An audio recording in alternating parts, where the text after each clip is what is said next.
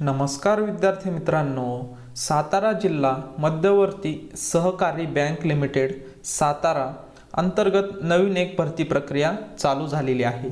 त्यामध्ये विद्यार्थी मित्रांनो ज्या इम्पॉर्टंट डेट्स आहेत, म्हणजे ॲप्लिकेशनसाठी सुरुवात कधी झालेली आहे, त्यानंतर शेवटची डेट कधी असणार आहे, तसेच विद्यार्थी मित्रांनो त्या ॲडव्हर्टिजमेंटमध्ये कोणकोणत्या पोस्ट असणार आहे, तसेच व्हॅकन्सी किती असणार आहे, म्हणजे कोणत्या पोस्टला किती जागा आहेत, तसेच त्या पोस्टला ॲप्लिकेशन करण्यासाठी एज्युकेशन क्वालिफिकेशन काय लागणार आहे, तसेच एज लिमिट किती असणार आहे, त्यानंतर एक्झामिनेशनची फी किती लागणार आहे, त्यानंतर पुढील तुमचा प्रश्न असेल सिलेक्शन प्रोसेस कशी असणार आहे, तुमचा पेपर कसा होणार आहे, त्यानंतर मुलाखत असणार की नाही, म्हणजेच तुमचं एक सिलेक्शन प्रोसेस कशी असणार आहे।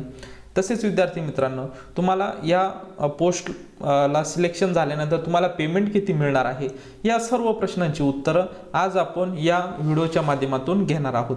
तर बघूयात विद्यार्थी मित्रांनो कोणती आहे ती ॲडव्हर्टिजमेंट। त्या अगोदर विद्यार्थी मित्रांनो आपल्या चॅनल जर तुम्ही नवीन असाल तर चॅनल सबस्क्राईब करून ठेवा, म्हणजेच नवीन जॉब रिलेटेड व्हिडिओ तसेच एज्युकेशन रिलेटेड व्हिडिओ तुम्हाला भेटत जातील। तर बघूयात विद्यार्थी मित्रांनो ही जी नोटिफिकेशन आहे तर ती व्यवस्थित बघूयात। सातारा जिल्हा मध्यवर्ती सहकारी बँक लिमिटेड बँकेकरिता तृतीय श्रेणीतील 263 जागांसाठी भरती प्रक्रिया असणार आहे व चतुर्थ रिक्त पदे किती आहेत तर 60 पदं असणार आहे। ऑनलाईन परीक्षा प्रक्रियेद्वारे सरळ सेवा भरती करण्याकरता महाराष्ट्र राज्यातील रहिवासी असलेल्या पात्र उमेदवारांकडून निवड सूची तयार करण्यासाठी विहित नमुन्यात ऑनलाईन अर्ज मागवण्यात येत आहेत। तर बघा विद्यार्थी मित्रांनो हे जे तृतीय श्रेणी असेल चतुर्थ श्रेणी असेल तर यातील ज्या जागा आहेत तर त्यांनी दिलेल्या आहे 263 जागा तृतीय श्रेणीतील आहे आणि 60 जागा चतुर्थ श्रेणीतील आहे। तर डिटेल बघूयात। त्या अगोदर त्यांनी इम्पॉर्टंट डेट्स दिलेल्या आहेत तर त्या बघूयात। संकेतस्थळावरील परीक्षा शुल्कासह ऑनलाईन अर्ज करण्याचे दिनांक आणि वेळ, म्हणजेच विद्यार्थी मित्रांनो ऑनलाईन पद्धतीने ॲप्लिकेशन करण्यासाठी आणि फी पेमेंट करण्यासाठी बघा 12 ऑगस्ट ते 21 ऑगस्ट तुम्हाला डेट्स दिलेल्या आहेत, म्हणजे 12 ऑगस्टला ॲप्लिकेशनसाठी सुरुवात झालेली आहे आणि लास्ट डेट जी आहे तर ती 21 ऑगस्ट 2024 असणार आहे। तर बघा विद्यार्थी मित्रांनो जे विद्यार्थी आपण बघणारच आहोत कोणत्या पोस्टला कोणतं एज्युकेशन असणार आहे, त्यासाठी पहिलं सुरुवातीला इम्पॉर्टंट डेट्स आपण बघून घेऊयात। म्हणजेच ऑनलाईन ॲप्लिकेशन आणि पेमेंटसाठी 12 ऑगस्ट ते 21 ऑगस्ट ही डेट असणार आहे। त्यानंतर पुढे दिलेलं आहे बघा ऑनलाईन परीक्षा प्रवेशपत्र डाउनलोड करण्यासाठी नंतर ते बँकेच्या वेबसाईटवर कळवणार आहे, त्यासाठी तुम्हाला जी ऑफिशियल वेबसाईट आहे तर ती रेफर करायची आहे। आणि पुढे बघा काय दिलेलं आहे ऑनलाईन परीक्षा दिनांक ते पण नंतर सांगणार आहे, तसेच त्यानंतर मुलाखत कागद पडताळणीसाठी नंतर ते कळवण्यात येणार आहे। त्यानंतर बघा ज्या पोस्ट आहेत त्यासाठी फी किती लागणार आहे, म्हणजे तुम्हाला ॲप्लिकेशन फी किती द्यावी लागणार आहे बघा 500 रुपये प्लस 18% GST म्हणजेच 90 रुपये अशी एकूण 590 रुपये फी तुम्हाला लागणार आहे, या ठिकाणी त्यांनी दिलेलं आहे डिटेल्समध्ये। त्यानंतर बघा विद्यार्थी मित्रांनो आता इम्पॉर्टंट बघूयात कोणकोणत्या पोस्ट असणार आहे। तर शैक्षणिक अर्हता बघा 2 पोस्ट दिलेल्या आहे, कनिष्ठ लेखक त्यालाच आपण ज्युनियर क्लर्क म्हणतो ही एक पोस्ट आहे, आणि कनिष्ठ शिपाई ज्युनियर पिऊन ह्या 2 पोस्ट असणार आहे या रिक्रुटमेंटमध्ये। तर कनिष्ठ लेखक यासाठी बघा 263 जागा असणार आहे आणि दुसरी पोस्ट आहे कनिष्ठ शिपाई यासाठी 60 जागा असणार आहे। एज लिमिट दिलेलं आहे बघा 21 ते 38 जे आहे तर ते ज्युनियर क्लर्क म्हणजे कनिष्ठ लेखनिकसाठी आहे आणि कनिष्ठ शिपाईसाठी 18 ते 38 हे एज लिमिट असणार आहे। आता बघा तुम्हाला जर कनिष्ठ लेखनिक म्हणजे ज्युनियर क्लर्कला ॲप्लिकेशन करायचं असेल, म्हणजे फॉर्म फिल करायचा असेल, म्हणजे ॲप्लाय करायचं असेल तर त्यासाठी शैक्षणिक पात्रता काय लागणार आहे बघा कोणत्याही शाखेचा पदवीधर, म्हणजे तुमच्याकडं कोणत्याही स्ट्रीमची किंवा डिग्री असेल, फक्त त्यांनी सांगितलेलं आहे मान्यताप्राप्त विद्यापीठाची डिग्री असणे गरजेचं आहे। आणि त्यानंतर बघा MICIT किंवा तत्सम परीक्षा उत्तीर्ण, आणि बघा म्हणजे तुमचं ग्रॅज्युएशन कंप्लीट पाहिजे आणि MICITचं सर्टिफिकेट पाहिजे। MICIT नसेल तर त्या रिलेटेड म्हणजे कम्प्युटर कोर्स एखादा झालेला असेल तर त्याचं एक सर्टिफिकेट तुम्हाला लागणार आहे, म्हणजे 2च कंडिशन आहे, कम्प्युटर कोर्स आणि पदवीधर असणे गरजेचं आहे। त्यानंतर अजून त्यांनी सांगितलेलं आहे बघा, तसेच वाणिज्य शाखेचा पदवीधर, पदव्युत्तर पदवी व बँकिंग क्षेत्रातील लिपिक वरिष्ठ श्रेणीतील कामकाजाचा प्रत्यक्ष अनुभव असल्यास प्राधान्य देण्यात येणार आहे. बघा विद्यार्थ्यांनो, फक्त प्राधान्य सांगितलेलं आहे. तुम्हाला जे मेन जी शैक्षणिक पात्रता जी आहे तर ती वर दिलेली आहे. कोणत्या शाखेतील पदवीधर ॲप्लिकेशन करू शकतो आणि MSCITचं नॉलेज पाहिजे किंवा कोर्स कंप्लीट असणे गरजेचं आहे. आणि खाली जे दिलेलं आहे तर ते फक्त जर असेल तर त्यांना प्राधान्य दिलं जाणार आहे. म्हणजेच सगळेच फक्त कॉमर्सचे विद्यार्थी घेणार नाहीत, बाकीचे पण विद्यार्थी यासाठी ॲप्लिकेशन करू शकतात, याचा असा अर्थ आहे. त्यानंतर बघा पुढे काय सांगितलेलं आहे, त्याचप्रमाणे इंग्रजी व मराठी टंकलेखन लघुलेखनाचा परीक्षा उत्तीर्ण असल्यास प्राधान्य म्हणलेलं आहे त्यांनी बघा दोन्ही ठिकाणी. म्हणजेच तुमचं जर टायपिंग झालेलं असेल तर ते विद्यार्थी सुद्धा ॲप्लिकेशन करू शकतात.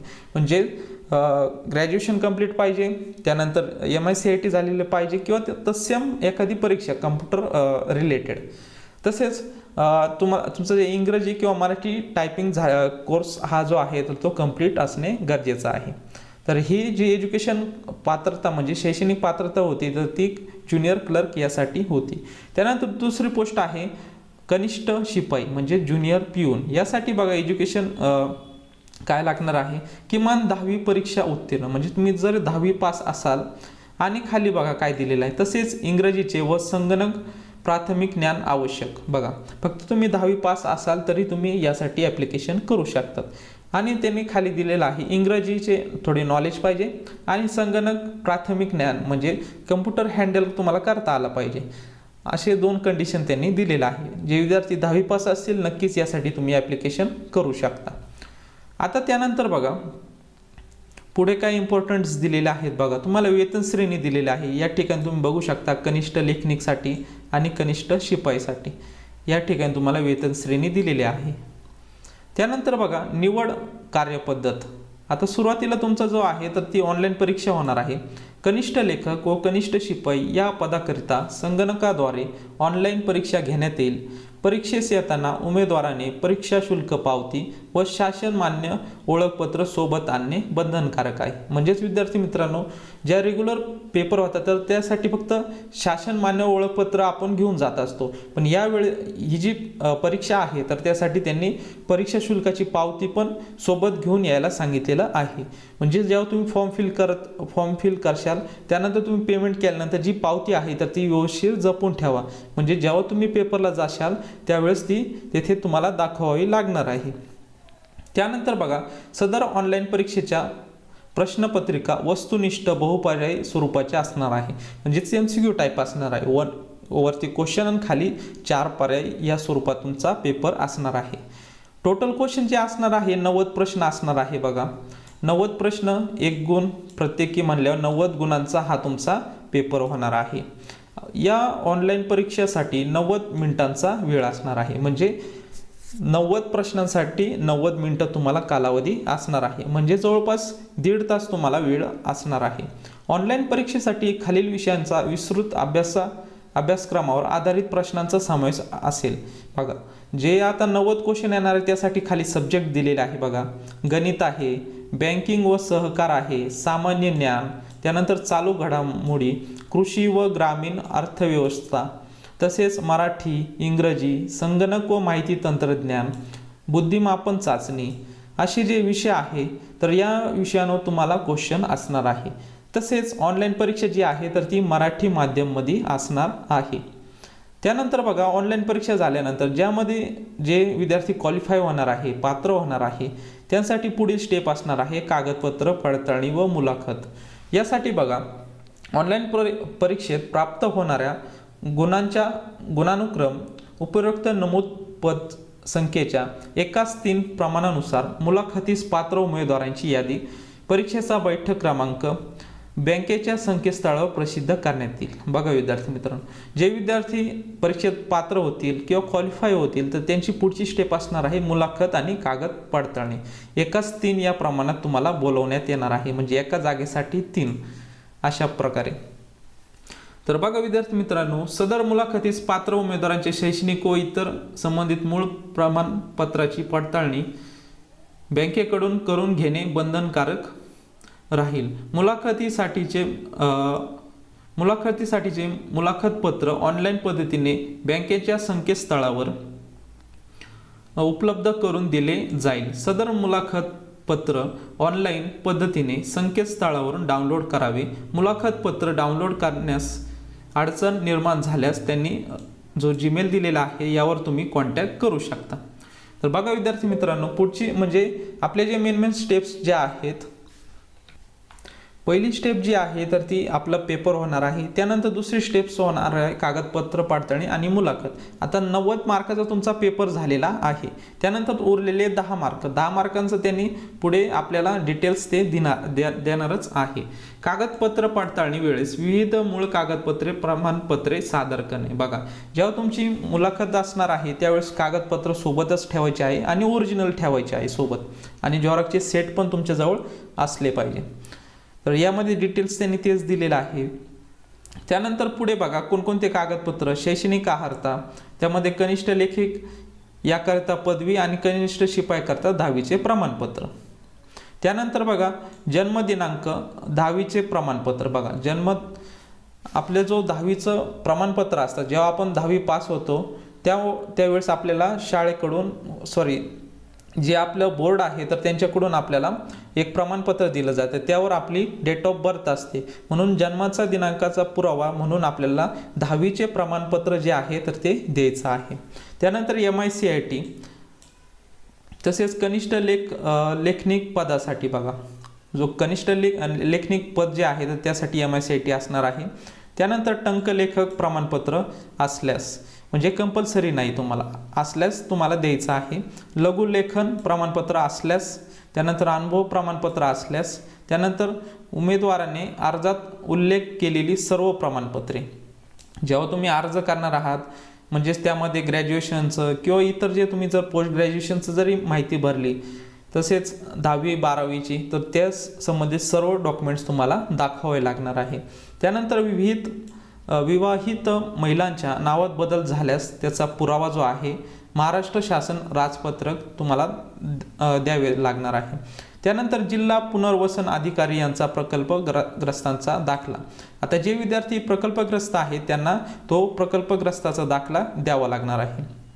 त्यानंतर अर्जदाराची माहिती बरोबर असल्यास उमेदवारास अन्य कोणत्याही बँक, आर्थिक संस्था, अन्य संस्था यांनी त्यांच्या सेवेतून बडतर्फ निलंबित केले नसल्याचे स्वयं घोषणापत्र. बघा, एक स्वयं घोषणापत्र जे विद्यार्थी इतर कोणत्याही बँकेत किंवा संस्थेमध्ये काम करत असतील, जर त्यांना बडतर्फ केलेलं नसेल, या संबंधित जो स्वयं घोषणापत्र आहे तर ते तुम्हाला लिहून द्यायचं आहे. त्यानंतर परीक्षा शुल्क पावती व शासन मान्य ओळखपत्र. तर बघा, परीक्षा शुल्क पावती जी आहे तर ती तुम्हाला डॉक्युमेंट व्हेरिफिकेशनला पण लागणार आहे, आणि जेव्हा तुम्ही ऑनलाईन पेपर देणार आहे तर तेव्हा सुद्धा लागणार आहे. तसेच शासन मान्य ओळखपत्र, त्यामध्ये आधार कार्ड, पॅन कार्ड, जे गव्हर्नमेंट ओळखपत्र आहे तर ते तुम्हाला दाखवावे लागणार आहे. त्यानंतर आता सर्वात महत्त्वाचा मुद्दा म्हणजे मुलाखतीसाठी बघा, कागदपत्र पडताळणीमध्ये मुलाखतीस पात्र होणाऱ्या उमेदवारांनी बँकेने गठीत केलेल्या समितीकडून मुलाखत घेण्यात येईल. कनिष्ठ शिपाई पदासाठी 10 गुणांची ओरल म्हणजे तुमची जी मुलाखत असणार आहे. उमेदवार मुलाखतीस गैरहजर असल्यास अंतिम निवडीस पात्र राहणार नाही. कनिष्ठ लेखनिक पदासाठी गुणांचे भारांकन खाली नमूद केल्याप्रमाणे असणार आहे. बघा, जी कनिष्ठ शिपाई जी पोस्ट आहे यासाठी 10 मार्काचा तुमचा इंटरव्ह्यू असणार आहे. आणि दुसरी पोस्ट जी आहे कनिष्ठ लेखनिक, या पदासाठी बघा खाली दिलेल्याप्रमाणे मार्क असणार आहे. 10 पैकी 5 मार्क जे आहे तर ते मुलाखतीसाठी असणार आहे, आणि उरलेले जे 5 मार्क आहे खाली दिलेले आहे त्या विद्यार्थ्यांसाठी असणार आहे. ज्या विद्यार्थ्यांकडे वाणिज्य, बँकिंग, कृषी किंवा कृषी संलग्न, अभियांत्रिकी, तसेच संगणक, विधिशास्त्र, व्यवस्थापन या शाखेतील पदवीधर जर तुम्ही असाल तर तुम्हाला 1 मार्क देण्यात येणार आहे. जे उरलेले 5 मार्क आहे त्याचं त्यांनी विभाजन दिलेलं आहे. त्यानंतर बघा, JAIIB किंवा CAIIB असल्यास तुम्हाला 1 मार्क भेटणार आहे. त्यानंतर टॅली किंवा ॲडव्हान्स टॅली असल्यास तुम्हाला 1 मार्क एक्स्ट्रा भेटणार आहे या 5 पैकी. त्यानंतर राष्ट्रीयकृत खाजगी व्यापारी सहकारी बँकेतील कामकाजाचा जर तुम्हाला 3 वर्षाचा अनुभव असल्यास तुम्हाला या ठिकाणी मार्क मिळणार आहे। त्यानंतर प्रकल्पग्रस्त दाखला असल्यास तुम्हाला त्यामध्ये सुद्धा 1 मार्क मिळणार आहे। असे हे 5 मार्कांचं तुमचं विभाजन होतं। त्यानंतर बघा विद्यार्थी मित्रांनो, तर हे आपण मुलाखतीचं संपूर्ण माहिती बघितलेली आहे। जे 10 मार्क आहे, कनिष्ठ शिपाई पदासाठी डायरेक्ट 10 मार्काची मुलाखत होणार आहे आणि फक्त जे कनिष्ठ लेखनिक ही जी पोस्ट आहे त्यासाठी 5 मार्काचं तुमचं मुलाखत होणार आहे। जे 5 मार्क जे आहे तर या घटकांसाठी तुम्हाला देण्यात येणार आहे। त्यानंतर बघा विद्यार्थी मित्रांनो, अशा प्रकारे बघा संपूर्ण आपण ही जी माहिती आहे या ठिकाणी प्रोबेशनरी कालावधी जो असणार आहे 1 वर्षाचा, जे विद्यार्थी फायनल सिलेक्शनमध्ये होतील त्यामध्ये कनिष्ठ लेखनिक पदासाठी 14,000 रुपये स्टायपेंड मिळणार आहे आणि 10,000 रुपये तुम्हाला शिपाई या पोस्टसाठी म्हणजे कनिष्ठ शिपाई या पदासाठी असणार आहे। जेव्हा तुमचं प्रोबेशनरी पिरियड असेल त्यावेळेस तुम्हाला हे पेमेंट जे आहे तर ते तुम्हाला मिळणार आहे। त्यानंतर बघा अंतिम निवड झालेल्या उमेदवारास बँकेमध्ये 3 वर्ष सेवा करण्याबाबत करारपत्र हमीपत्र करून द्यावे लागणार आहे। तर बघा विद्यार्थी मित्रांनो, त्यानंतर हे आपण सुरुवातीलाच बघितलेलं आहे ऑनलाईन परीक्षा शुल्क। तर अशा प्रकारे आज आपण सातारा जिल्हा मध्यवर्ती सहकारी बँक लिमिटेड सातारा या अंतर्गत जी नवीन रिक्रुटमेंट आलेली आहे तर त्याविषयी आपण संपूर्ण माहिती बघितलेली आहे। त्यामध्ये इम्पॉर्टंट डेट्स बघितल्या, त्यानंतर कोणकोणत्या पोस्ट होत्या, त्यानंतर व्हॅकन्सी किती आहेत, त्यानंतर एज्युकेशन क्वालिफिकेशन काय लागणार आहे, एज लिमिट, त्यानंतर फी किती लागणार आहे, सिलेक्शन प्रोसेस कशी असणार आहे, त्यानंतर तुम्हाला पेमेंट किती मिळणार आहे, या संपूर्ण प्रश्नांची उत्तरं आज आपण या व्हिडिओच्या माध्यमातून बघितलेलं आहे। तसेच विद्यार्थी मित्रांनो, हे तुम्ही लक्षात ठेवा की 12 ऑगस्ट ते 21 ऑगस्ट या दरम्यानच तुम्हाला ऑनलाईन पद्धतीने ॲप्लिकेशन करता येणार आहे, म्हणून लवकरात लवकर तुम्ही ॲप्लिकेशन करू शकता। त्यासाठी विद्यार्थी मित्रांनो, ॲप्लिकेशन करण्यासाठी जी लिंक लागणार आहे ती ही ह्या पेजची लिंक आपल्या व्हिडिओच्या डिस्क्रिप्शन बॉक्समध्ये तुम्हाला भेटून जाणार आहे। तर बघा या ठिकाणी बघा, आता नवीन विद्यार्थी असतील, न्यू रजिस्ट्रेशन म्हणजे नवीन नोंदणी या लिंकवर तुम्ही क्लिक करायचं आहे। तुमची माहिती भरून तुम्हाला तुमचा ॲप्लिकेशन आय डी आणि पासवर्ड क्रिएट करायचा आहे। त्यानंतर मग ॲप्लिकेशन आय डी येथे एंटर करून तुम्हाला लॉग इन करायचं आहे आणि तुमचा फॉर्म जो आहे तर तो व्यवस्थितपणे फिलअप करायचा आहे। त्यानंतर बघा इथं महत्त्वाच्या सूचना पण दिलेल्या आहे, या संपूर्ण वाचून घ्या, म्हणजे फी रिलेटेड व इतर काय माहिती दिलेली आहे। तसेच इथे बघा इम्पॉर्टंट डेट्स पण दिलेल्या आहे, ते तुम्ही रीड करून घ्या। त्यानंतर बघा अशा प्रकारे आज आपण ही संपूर्ण माहिती बघितलेली आहे। तर विद्यार्थी मित्रांनो, आपल्या चॅनलवर नवीन असाल तर चॅनल सबस्क्राईब करून घ्या, म्हणजेच नवनवीन व्हिडिओ तसेच job related video, education related video तुम्हाला भेटत जातील। तर भेटूयात नवीन अशा एका व्हिडिओमध्ये, तोपर्यंत धन्यवाद।